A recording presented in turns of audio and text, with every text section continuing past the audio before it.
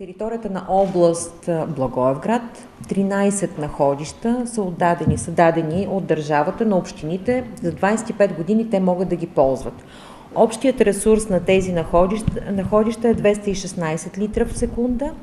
Оттам нататък общините имат свободата да приемат общински наредби, в които да залагат тарифи за водоползване, да издават разрешения за водоползване, да отдават този ресурс за различни цели.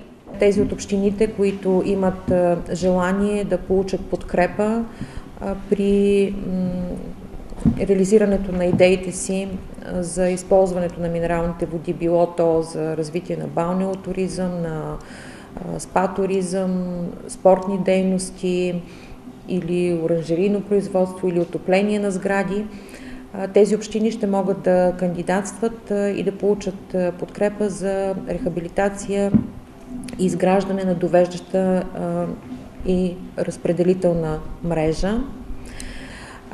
Вече има готовност с идейно проектиране. В момента се работи по подготовката на работният проект, за да можем да финансираме изграждането на първата клетка на депото с довеждащата инфраструктура и кантарът.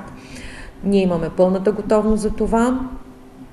Имаме принципно решение, така че в момента, в който има готовност вече да стартират дейностите, ще осигурим финансиране и ще подпомогнем общините в региона да извършат тази толкова важна инвестиция, за да решат този дълго наболял проблем. Ние сме една от областите, които не сме консолидирани, иначе казвам, на нашата територия има ВиК, които са общински. Всичко това ни пречи да вървиме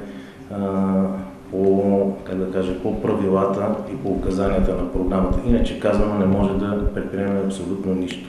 Област Благоевград няма да получи финансови средства за реализиране на проекти в ВиК сектора.